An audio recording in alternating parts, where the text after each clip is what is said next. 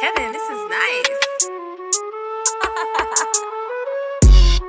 Hey, I don't like to talk. Let's just get a bag. Yes, please. We gon' keep it short if you ain't talking about no cash. I'm all about the millies, you ain't even gotta add. And I don't like to wait, so you better make it fast. Better make it. What is up, YouTube? It is your girl Creole Barbie here with Creole Barbie TV. If you are new to my channel and you don't know who I am, allow me to introduce myself. But before I do that, be sure to like this video, comment below, and subscribe.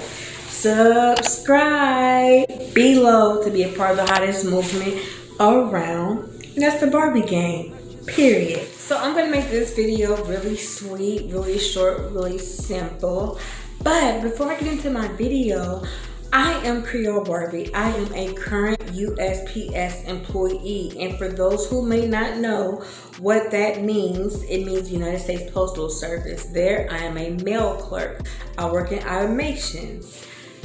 I'm going to give you guys a great deal of information that you may not or may know when joining the USPS. So be sure to check out my USPS playlist if you have any questions pertaining to USPS. I also have a podcast. That's right. Not only that, I do have a YouTube channel where I have great information about the United States Postal Service, but I also have a podcast on Anchor.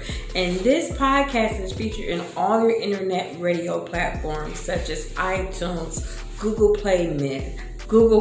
I know y'all probably wondering like what's the new scenery, and the truth is there is no truth behind my new scenery or my new area that I'm recording in today. I just wanted to do something a little bit different. I got tired of being in my bedroom. So therefore, I hope you guys are enjoying this vibe, because I'm enjoying this vibe. Anyway, you guys, I've been gone for a while, but the reason is not because anything crazy happened. It's just that I've been extremely busy. Literally, like working 2 jobs, working at the post office is no joke. It's no joke physically.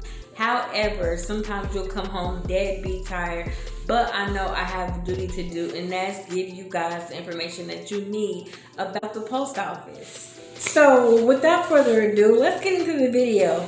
I've received a lot of questions pertaining clerk.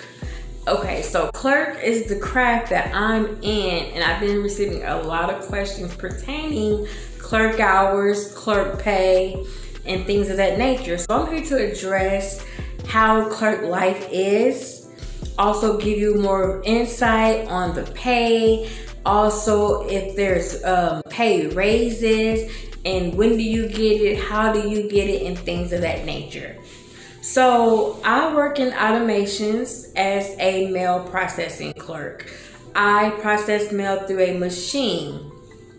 That machine breaks the mail down for the stations, whichever it's going to, for those clerks to prepare the mail or prepare the parcels for the carriers. A lot of times these clerks at a station cannot process the mail by hand. It's way too much high mail volume, so that's where we come in at the plant. We break that mail down, so therefore when the carriers get there, they already have each carrier assigned to whichever area they are going to for the mail, and they just take the letters and trays and go out and case the mail and what they have to do. That's the overall summary. It may sound crazy.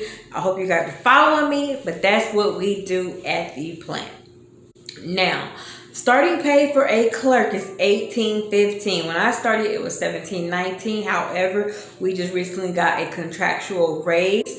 A contractual raise is when the union steps in and say, hey, these clerks need to make more money. They didn't come to an agreement on do we get overtime, and if so, how much overtime do we get? So a clerk has a cap on their overtime and a mail handler don't. A mail handler can have unlimited overtime. That's why you see a lot of mail handlers clearing $90K a year. However, a clerk can clear $90K a year as well. with the overtime, with the raises, with the shift differentials. And even if you don't have a raise, you can still clear 90K in a year with just the overtime and shift differential and premiums and all that good stuff. So we can only work 20 hours a week. We can't clear any more than 20 hours a week. However, there's been some certain situations where we were allowed to clear a little bit more. It's all up to the MDO and the plant operation manager in order to allow. Now, another good thing about the overtime, especially working at the plant, is the fact that you can get your overtime in early.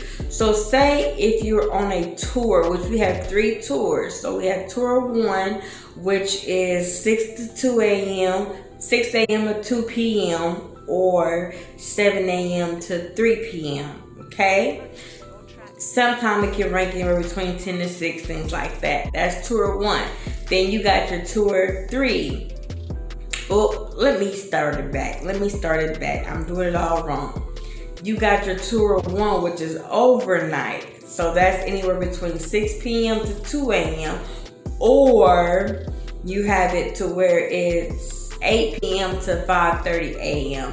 That is your tour 1. That is your overnight tour.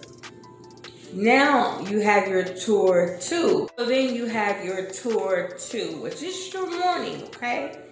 Typically, people that have more seniority takes the morning shift. So as a PSE, you won't be offered any morning shift. Now, there are some cases, in certain locations, you will. But at my location, I was not offered the morning shift. It's for people that's been there for a while. You know, where there's a few years to more years. It's not for PSCs at my plant. So it's all basically depending on your area and what they do allow and what they don't allow. With my area, no. You don't get tour 1 unless you've been there for a minute. But that's the 6 o'clock a.m. to 2:30 p.m. or 7 to 3:30 or 10 to 6. That's your tour 1. Tour 2, correction. That's your morning shift. Then you have my tour, so you have my tour, which is from 12 to 8:30 or 2 p.m. to 10:30 p.m. I work 12 p.m. to 8:30 p.m. Typically, when they call overtime, I know a day in advance because they put a letter on the time clock saying tour 3 tour 3 automation clerk overtime. And then they show early overtime for PSCs or master clerks. Now look at it. And a lot of times they call 2 hours early. So I will come in 2 hours early. And then I will stay 2 hours late. And the reason why I do that is because anything over 10 hours is double pay when you're doing overtime. That's another great way to get a lot of good money. People ask me, are they still calling over? In a lot of cases, your overtime is technically mandatory. However, it's up to your supervisor whether or not they make you stay. Like, I have another job, and my supervisor knows that, so sometimes I will stay with no hands down, and there's other times where I can't stay because I do have to be up at 4 o'clock every morning to get to my other job. So, you know, it just all depends on your location and who your supervisor is. But that's a great way to get good money, and those are the hours for the clerks. Now, as far as raises go, the only time I will see a raise, unless this is a contractual raise. However, I do believe once you become career, it's 5 raises per year. And also, when you become career, they say you get like $4 or $5 more once you turn over and being career. And also, I'm gonna actually tell you guys how PSCs can turn career a little bit sooner than normal by looking at the postings that they post within your location. However, that's for another video, okay? So I'll get to that in the next video on how a PSC can actually turn career a little bit sooner without waiting to turn over at their location they're currently at. Anyway, I'm going to answer some subscribers' questions right now because they did ask me a few questions and I let them know that I was going to go ahead and put that information in this video. So therefore, let's get to it. If you guys have any questions that you would have featured in, be sure to hashtag Ask Creole Barbie, and I will feature any questions that you may have in my next video. Alright, so Amber Willis asked me, she said that she was actually offered 2 positions at the USPS, but she wants to decline the rural carrier position. How would she go about doing that? So one way you could decline an offer is when they send you an email and they ask you, do you accept or do you deny? In that email, you can click deny and you won't have to worry about getting that position because you denied it. Now also you can go onto your profile, your candidate profile, where you click on roadmaps and then you click the position that you applied for and the status. There, if you click on it, you should be able to delete it or something of that nature. I'm not too sure because it's been a minute since I've been on there, but you can take it off of there if you were to go to roadmaps to see the. Now, Malik wants to know, what is the hiring process for a CCA? A CCA is a city carrier assistant.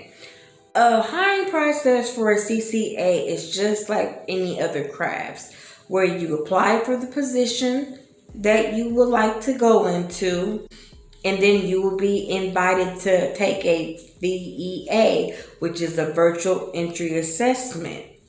Once taking that assessment, then you'll be placed on a waiting list for a while. When your waiting list is gone through, you will receive an email stating, do you want to accept or deny the position that you were offered? If you were to accept it, you will take a background check, which is a federal background check. When I did it, I took a drug test. Now, when I took my drug test, this is before we was in a pandemic. However, a lot of things has changed. A lot of people were telling me that they hadn't taken a drug test and they were off positions and they started working. So everything is quite different. So the drug test portion is kind of up in the air depending on your location and how they're doing this because of the COVID pandemic. So I really can't say as far as the drug testing portion goes. Now also, once you get that forms filled out, then I know you take your fingerprints at your local district area, and then you will go ahead and start orientation. Now, the hiring process for the USPS is extremely slow, just for everyone to know. It's extremely slow. It took me from September 4th of, literally, I applied for the post office in September and I did not start working until November. Okay? That's how long it takes, you guys. The hiring process is extremely, extremely slow. So just be sure when you apply to be checking in on your status. Click on that roadmap and see, did the pre-hire list go to offer and vice versa. Check and see, you guys.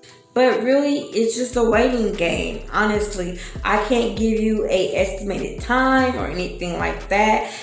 All I can tell you, it's the process and it's the waiting game. But I'm gonna go and wrap this video up. If you guys like this video, give me a big thumbs up. Comment below if you have any questions or comments or what's on your mind, baby. What is on your mind? Drop them lines below. Let's have some inner. Also, subscribe to my channel. Share my videos with Keisha, Tanya, Roxanne, Diane, Malik, Kenny, Jay. Share my videos, y'all. Period. I'm almost at 1,000 subscribers, and I'm not doing this for subscribers, y'all. But I want to get the word out there to people. Okay, because if you guys don't know, there's not too many people actually talking about the USPS and going in deep details about the post office and the experience and the hiring process and things like that. There's very few people, but there's a lot of people applying, but very few people that actually have channels that are giving out this information. So I want to be sure that everybody wins, okay? But I can't do that if y'all not subscribing to my channel, baby, and sharing my videos. If you know a person that actually applied for the post office and they got questions, be like, hey, check out Creole. Alright, y'all, but I talk way too much, and actually I just got work. I'm low-key tired. So I will see y'all later. Be blessed, and I promise I will keep on recording more videos this week. So y'all stay on the lookout, baby. Period. In the meantime, I'm out. I love y'all. Deuces.